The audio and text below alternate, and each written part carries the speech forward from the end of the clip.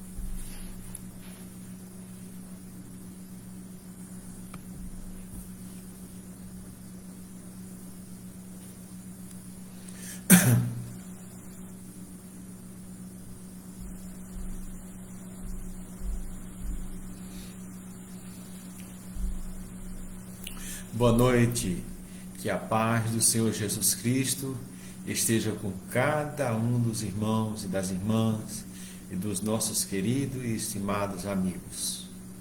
Boa noite.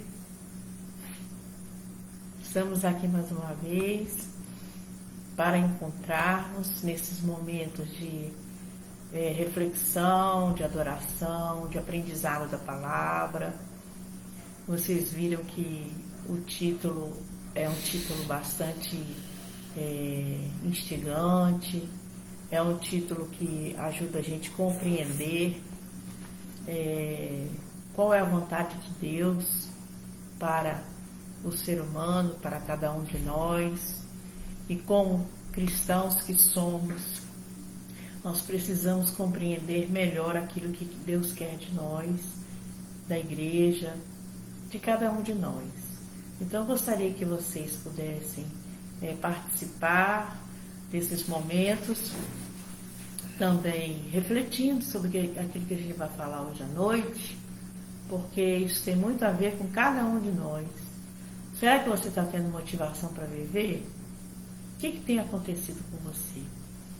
Hoje é 1º de setembro, nós, como psicólogos, psiquiatras, estão lembrando exatamente que começa o mês de Setembro Amarelo na prevenção ao suicídio.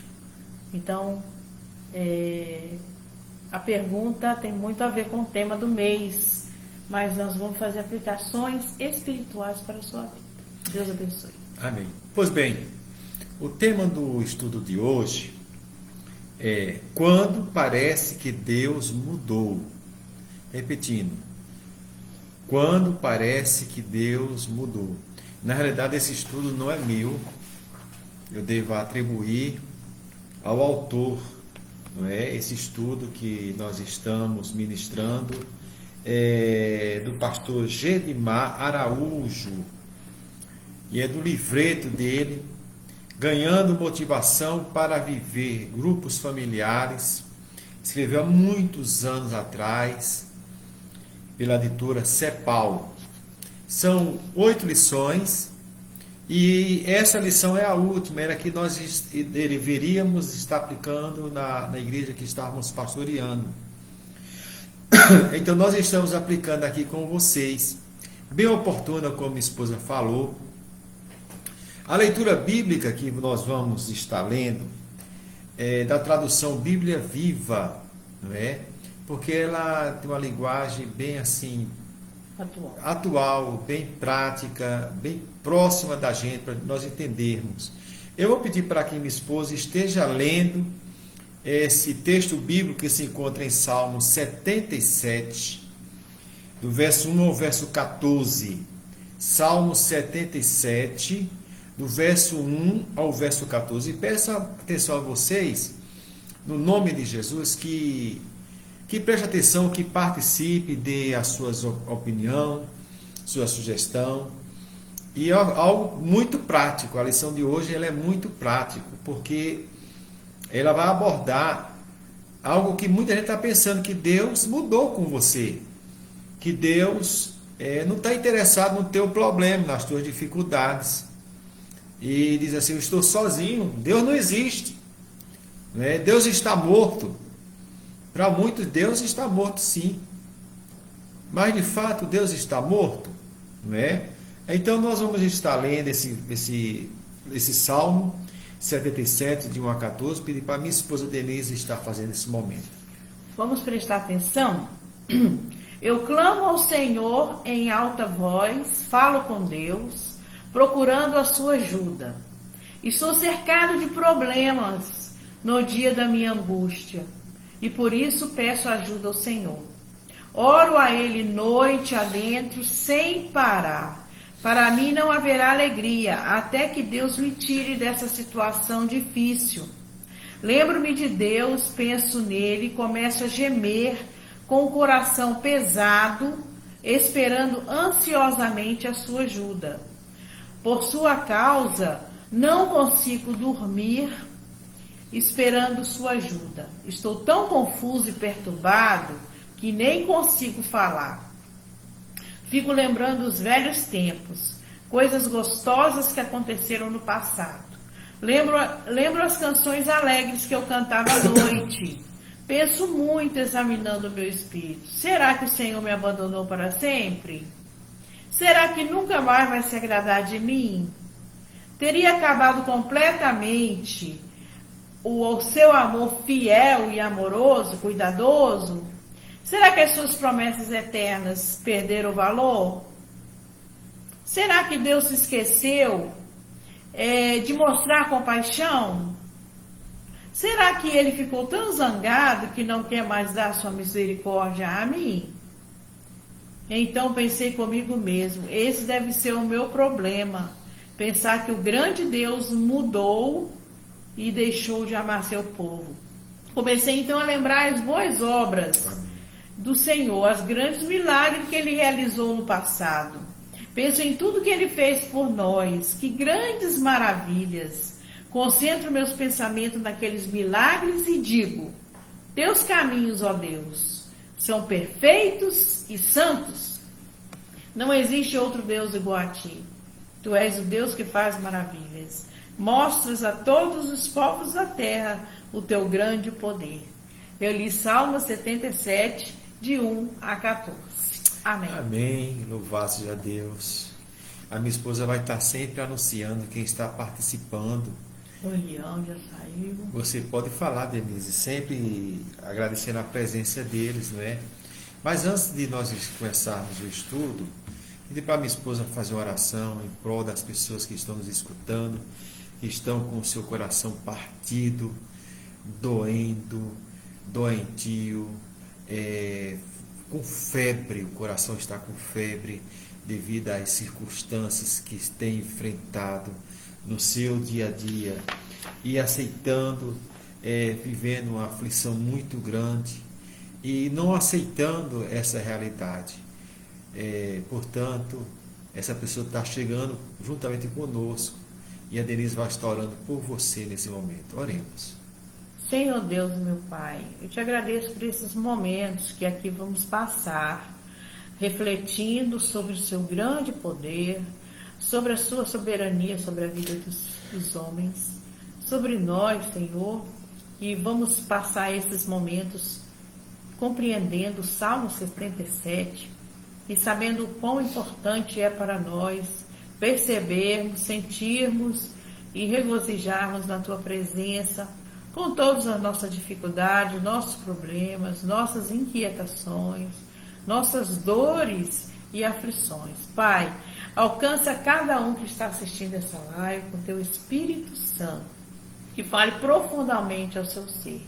Em nome de Jesus. Amém. Amém. Amém. Pois é, irmãos. Vamos estar dando início a essa pergunta, Denise, que nós vamos fazer, digamos assim, uma pergunta diagnóstica. É uma pergunta para sondar o que as pessoas estão sentindo, né? Como está vendo a vida. É a pergunta que é feita, essa pergunta diagnóstica. A terceira também, não é? ela também é diagnóstica. Diz assim: como algumas pessoas afirmam que o cristão não pode sofrer angústia. O que é que você acha desta afirmação? Não é? Algumas pessoas, elas acreditam que cristão não pode passar angústia, ter sofrimento, ter decepção, não pode ter aflição, não é? O que é que você acha disso, Denise? Bom, meus irmãos, pensando nessa situação, nós não podemos deixar de falar e compreender que nós somos seres humanos falhos, seres humanos que passamos por circunstâncias, problemas e situações diferentes, e muitas delas são difíceis humanamente da gente resolver. Portanto, a aflição faz parte do nosso viver diário. Mesmo sendo cristãos, Deus não poupa as nossas dificuldades, os nossos problemas, mas Ele mesmo provê o livramento. Eu lembro, então, biblicamente, do versículo que Jesus fala, que no mundo tereis aflições, mas tende bom ânimo, que eu venci o mundo. Ou seja, Jesus Cristo, Ele também passou por aflição, passou por dor, mas Ele venceu o mundo. Eu creio que Ele venceu, e isso nos ensina a recuperar a nossa fé. Pois bem, Denise, de uma certa maneira é verdade o que está falando. Nós, os seres humanos, somos pessoas que vivem intensamente, faz a sua própria história. A história que nós fazemos, ela é nova, ela não é cópia. Por exemplo, meu pai viveu a história dele, o pai do meu pai viveu a história dele, não é? E cada um vivendo a sua própria realidade, e com isso tendo seus improvisos, tendo as suas decepções, suas realizações, suas tentativas. Nada é programado, não é? Nada é programado. Então, nós, seres humanos, como vivemos experiências novas, nós podemos, nessas experiências, dar certo, e algumas outras podem não dar certo.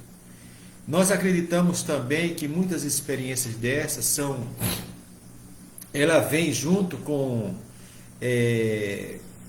dificuldades que são impostas de fora, de outras pessoas, que impõem sobre nós, e outras dificuldades são nós mesmos que estamos, porque nós não temos experiências. É chamado de pessoas imaturas, né?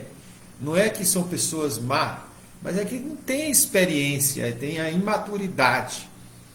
E isso tem trazido o sofrimento. É o que eu entendo, completando ao que você falou, irmã Denise. Agora vamos ver a próxima pergunta aqui, para nos ajudar os nossos ouvintes a respeito, porque tem pessoas que têm vivenciado intensamente problemas, dificuldades que muitas vezes quer dar a cabo, terminar a sua própria vida, porque não aguenta a pressão que é grande demais. Mas, não é? Nós temos que viver, temos que aprender. E será se Deus não está interessado nos nossos problemas? Problemas esses que eu projetei em mim mesmo, e problemas que foi projetado por outras pessoas. A próxima pergunta é: existem muitos psicólogos, psiquiatras, inclusive cristãos. Você acha que uma pessoa deprimida deveria procurar um desses profissionais, que sejam psicólogos, psiquiatras, não é? Outros profissionais da saúde? Você, como psicóloga, o que é que você diz sobre isso? Se eu falasse que não, não estaria muito bem, né? Porque isso aí faz parte da minha profissão, né? Então, eu gostaria de dizer para vocês o seguinte, a medicina, ela é muito importante na vida do ser humano, porque nós somos seres mutáveis, sujeitos a doenças, a enfermidades. E a saúde mental, ela é muito importante para os psiquiatras psiquiatra. E os psicólogos, eles fazem um trabalho em que tenta restaurar e restabelecer a vida emocional da pessoa através das condições que ele mesmo proporciona dentro da sua limitação. Portanto, uma pessoa depressiva, deprimida, com tristeza, durante longos dias, ela precisa procurar ajuda psiquiátrica também. Muitos procuram primeiro o psiquiatra, depois o psicólogo, procuram os dois juntos, às vezes procuram primeiro a medicação. Mas importante é você tratar. Não pense que depressão ela é frescura, ela é falta de Deus, ela é presença do demônio na vida da pessoa. É uma enfermidade que precisa ser tratada e as pessoas precisam compreender isso, que não é frescura. Hoje nós temos medicações eficientes, profissionais, para poder ajudar o irmão, a irmã, poder restabelecer a sua saúde emocional. Então eu concordo sim. Pois bem, irmã Denise, você é psicóloga e tem autoridade em falar sobre isso. E então, o primeiro profissional, procura aí, irmã Denise. Procura a psicóloga. Depois, vai para o psiquiatra. Não é? Psiquiatra, eu acredito que seja um estado muito elevado da depressão, da dependência de medicamentos e algo que vai precisar de ser acompanhado por outros meios farmacêuticos, né? Mas procura logo o psicólogo. Irmãos, não estou tirando aqui a pessoa do pastor, não, do espiritual, não, porque essas duas primeiras perguntas, ela é diagnóstica, é para ver, sintonizar o ser humano. Agora vamos entrar, propriamente dito, na lição bíblica, não é? Essa problemática vivenciada por Davi, não é? Por Davi. E aí nós vamos entrar na Bíblia. E o texto que nós acabamos de minha esposa Denise leu, ela vai entrar agora. Que a pergunta é: o cerne da crise de Davi se encontra na frase. O grande problema da crise de Davi se encontra nessa frase, assim. É o verso 10 de Salmo 77, que diz assim: esta é a minha aflição, pensar que o grande Deus mudou. Esta é a minha aflição, pensar que o grande Deus mudou.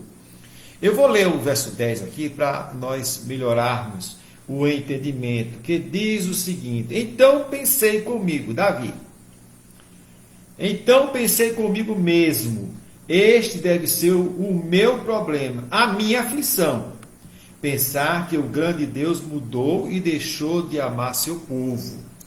Porque essa é o cerne, é o centro do problema de Davi. Eu vou dar a minha visão. E aqui está bem claro para mim. Aí depois a irmã Denise, como psicóloga, ela pode nos ajudar aqui. Não é? Ele formou o problema dele, diz aqui o texto, formou o grande problema dele, aqui, ó, no pensar. Ele tirou conclusões a respeito que Deus não existia, que Deus estava morto, Deus não estava interessado no problema dele.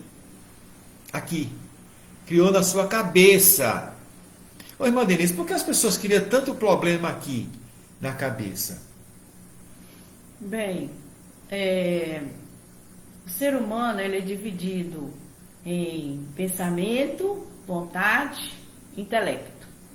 Então, os seres humanos ele não consegue viver sem pensar.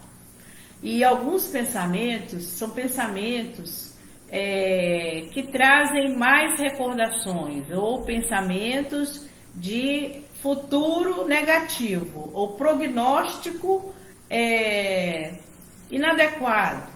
E o que acontece é que esses pensamentos, eles viram sentimentos. Portanto, por que se trabalha os pensamentos?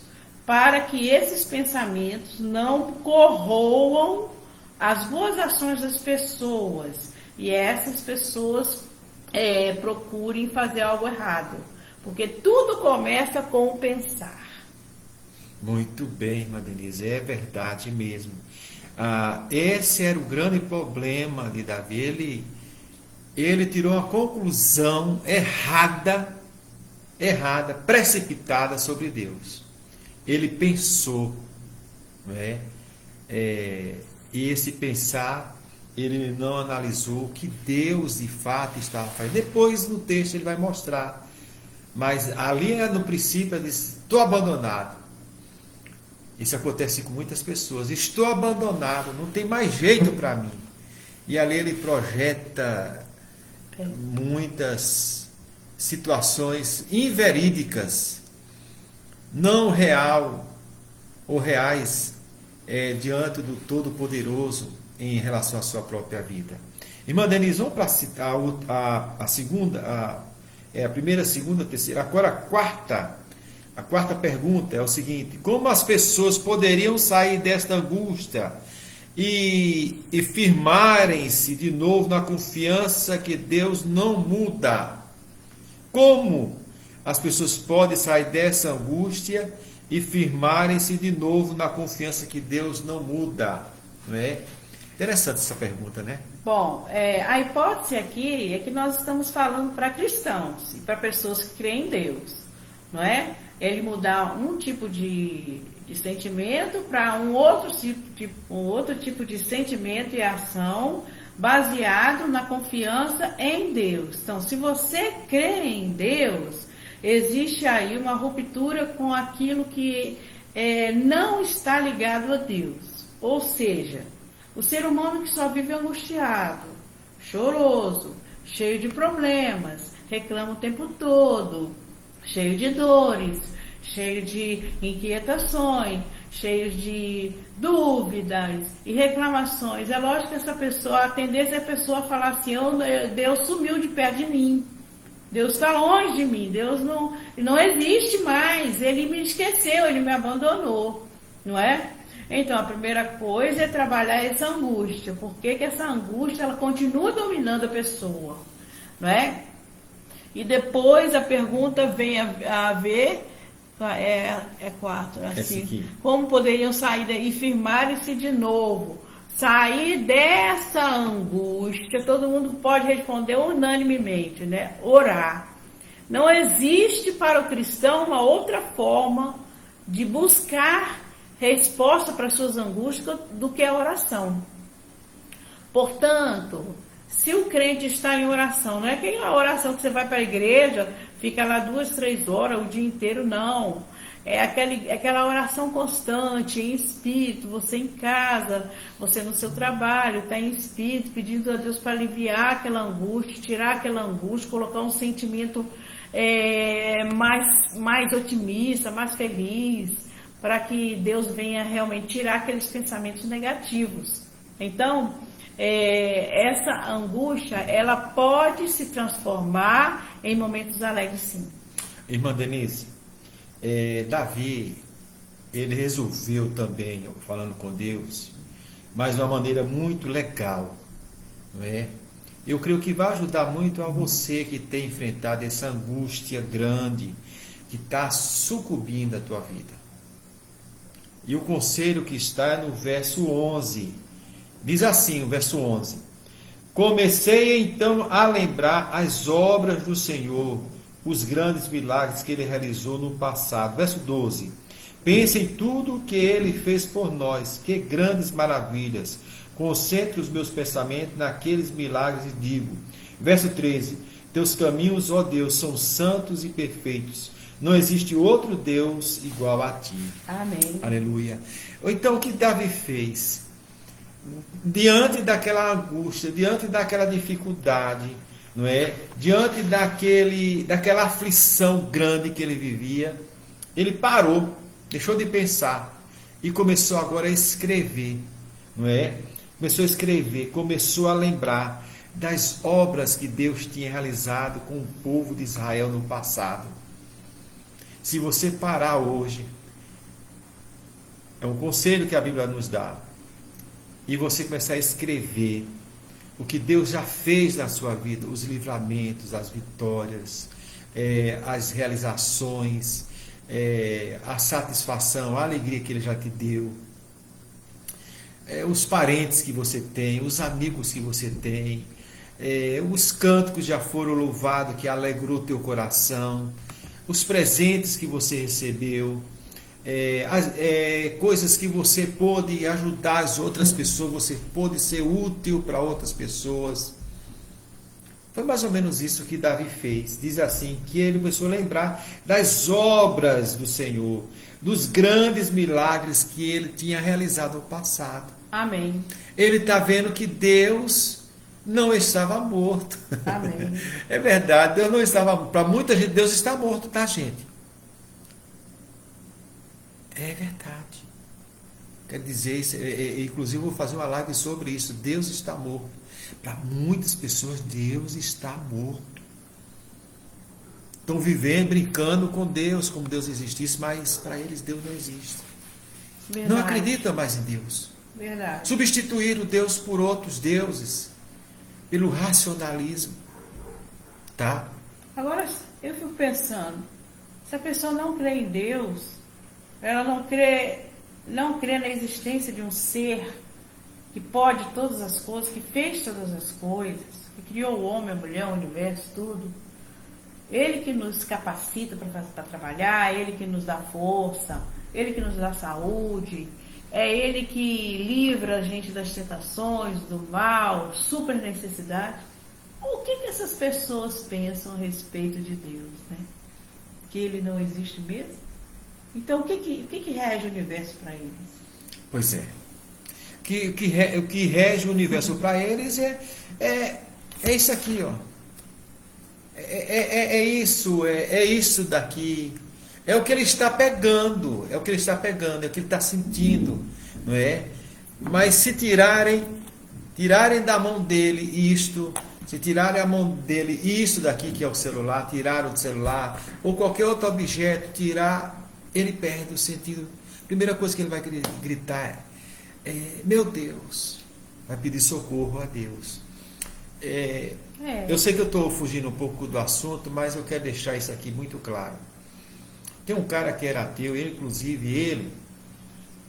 era um filósofo. Minha esposa vai me ajudar o nome dele. E esse filósofo, ele foi criado. O pai dele era pastor. Ele era, não sei se era anglicano, ele era alemão, alguma coisa assim. E ele escreveu vários livros, e um foi que Deus está morto.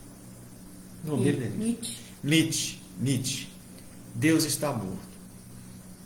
Meu filho Fernando colocou isso na internet, no Instagram, no privado dele. Uma pessoa maliciosa, maledicente, e só ouviu aquela frase: Deus está morto. Isso doeu muito na gente, sabe? Logo depois de sair no status, vinha uma outra mensagem. Ela não teve o cuidado de olhar essa outra mensagem que estava falando, explicando o que me estava dizendo a respeito. Apesar dele ser ateu, ele estava querendo dizer o seguinte: que na medida que todo mundo acreditava em Deus, isso nos tempos passados, em um dado momento, eu não sei dizer o nome agora, depois a gente vai falar sobre isso, e só existia Deus na Idade Média, por exemplo, só existia Deus. Aí começou a vir a evolução, a ciência, aí entrou a ciência, começou a fazer concorrência com a fé cristã. E o que acontece? A ciência foi tomando espaço na vida de muitas pessoas. Isso dentro da visão de Nietzsche. Não é? A ciência foi tomando espaço na vida de muitas pessoas. Uhum. E Deus, a cada vez mais, começou a deixar de existir. Começou a deixar de ter expressão para aquelas pessoas. E por isso que ele escreveu: Deus está morto. Tem muitos crentes também que têm substituído Deus por muitas coisas, pela vaidade. Vão para a igreja, mas não vão para a igreja para servir a Deus, porque na realidade Deus está morto para elas. Tem muitas pessoas que são comerciantes e que nos seus atos comerciais eles usam muitas da falta de ética cristã. Vocês compreendem o que eu estou falando? E naquele negócio que está fazendo, Deus não existe. Deus não existe. Deus vai atrapalhar, a fé cristã vai atrapalhar, a ética cristã. Não roubarás, não tirar vantagem. Vai atrapalhar. Deus está morto ali. Muitos estão vivendo uma fachada. Era isso que Fernando, meu filho, estava querendo dizer. Fernando é intelectual. Essa pessoa malediciosamente, com muita ruindade no coração, ela xingou meu filho. Atrapalhou a vida espiritual dele. Não a vida espiritual, mas a emocional dele. Fez ele sofrer muito. Essa pessoa imatura. Uma pessoa sem caráter. Sem caráter. A verdade é esta. E aí, dessa frase veio um filme cristão muito bom, desenvolvido dentro da universidade, onde colocou Deus não está morto, aí colocou Deus não está morto. A frase de Nietzsche era Deus está morto, aí ele colocou não. Ou seja, Deus não está morto. E foi feito um filme dentro da universidade, porque é um dos grandes focos do ateísmo. E, infelizmente, muitos têm chegado na igreja esse foco do ateísmo, negado a existência de Deus. Irmã Denise, aqui nós estamos vendo o seguinte, que a angústia existe porque as pessoas não acreditam que Deus está vivo. Davi, que era um homem espiritual, um homem segundo o coração de Deus, ele começou a lembrar das obras de Deus, que Deus tinha feito na vida dele. Espero que você também lembre das obras. Anota aí as obras. Amém. Você vai ver o quanto Deus é maravilhoso. Amém. E quanto Deus existe. E quanto Deus está vivo. A última pergunta é, irmã Denise, também é prática ela. O que você diria a uma pessoa angustiada que te procurasse para falar do seu problema? Ou seja, a pessoa está muito angustiada. Não estou falando você, irmã Denise, dentro do consultório, você como psicóloga, não é? Porque você tem todo dia, toda hora, todo instante, está lá. Mas como uma cristã, como é que você diria para essa pessoa que está muito angustiada e procurasse você, não é? E ela vai falar do problema dela, o que é que você falaria para ela? Primeiro eu ia orar a Deus, pedindo para que eu pudesse compreender bem o dilema daquela pessoa. Como que ela chegou a sentir aquele sentimento tão ruim da angústia. A angústia é uma palavra muito forte. A angústia soma com tristeza profunda, com dor na alma, com impossibilidade de ver uma felicidade na vida. Então, a pessoa, primeiro eu ia orar pedindo sabedoria a Deus para que me desse a compreensão do que realmente está acontecendo. A gente sabe que são N problemas que deixam a pessoa angustiada, né? Perseguição, doença, dor, desemprego, divórcio, morte, problemas do trabalho, são problemas infinitos. Então, cada pessoa tem a sua forma de reagir à angústia. E todos nós, na verdade, temos angústias em algum momento da nossa vida. Nós temos dificuldades com sentimentos de angústia. Mas o que eu iria fazer é orar pedindo a Deus sabedoria para me compreender na luz dela, dentro do mundo dela, o que é a angústia que ela está vivendo e deixar ela falar sobre essa angústia o máximo que eu pudesse falar, que ela pudesse falar, e eu traria uma aplicação espiritual baseado na palavra de Deus para a pessoa se sentir mais confortada. A empatia seria importante nesse momento com essa pessoa, conversando com ela? Com certeza. A empatia, o que é empatia? A empatia é você ver uma pessoa na perspectiva do mundo dela. O mundo dela, você vai entrar no mundo da pessoa. Quando você entrar no mundo da pessoa e sentir, e procurar sentir o que ela está sentindo, e procurar entrar naquela situação, vai ser mais fácil de você interagir, de você colocar as palavras corretas para que essa pessoa compreenda o que ela está passando. Mas é lógico, dentro da perspectiva bíblica, a gente sabe que todos os problemas, biblicamente falando, ele tem soluções que Deus traz. Psicologia é uma ciência, realmente é uma ciência, não é? Quem é cristão, é psicólogo, tem que compreender que ele não está ali sozinho, né? O cristão psicólogo não está ali sozinho, ele não está utilizando a ciência, o seu saber, somente por si só. Ele tem cristianismo, a Bíblia, a palavra do Senhor.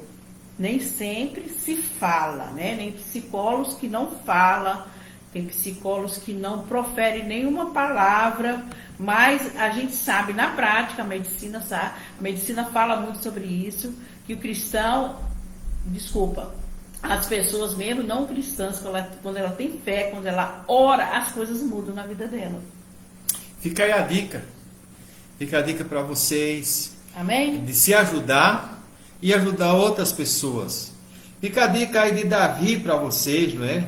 Amém. Em vez de estar só reclamando, olhando o problema, o tamanho do problema, olha o tamanho do Deus que você serve, não é? E que Deus você está servindo. Fica a dica aí também. Amém. Talvez você não está servindo ao Deus verdadeiro, o Deus de Abraão, de Isaac, de Jacó. Amém. Fica a dica de você procurá-lo, não é? E fica a dica aí de você amar o próximo como a si mesmo. Amém. Como o Senhor Jesus Ajuda, Cristo. Como o Senhor Jesus Cristo entregou a sua própria vida pela igreja. Amém. Ele espera também que a igreja ame o seu próximo. Amém. Amém? Amém. Que Deus abençoe a cada um dos amigos, dos irmãos que nos escutaram e vão escutar essa live para a honra e glória do nome do Senhor Jesus Cristo. Quem vos fala aqui é o pastor Fábio Pacheco e a psicóloga Denise, né? Psicóloga Denise. Tá aí, estamos aí na paz do Senhor Jesus. Um grande abraço. Vamos fazer oração encerrando essa live para a glória do Senhor Jesus. Oremos então. Deus, te agradecemos no nome de Jesus por essa oportunidade de nós estarmos debatendo esse assunto tão importante e tão difícil nos dias atuais. Espero que a nossa palavra seja o suficiente para tirar muitas pessoas de um buraco que eles entraram e não tem como sair. Eu espero, Senhor, que nós sejamos úteis para a vida deles. Em teu nome eu oro e agradeço para sempre. Amém. Deus abençoe a todos vocês. Boa noite. Deus abençoe. Durmam bem. Amém. Amém.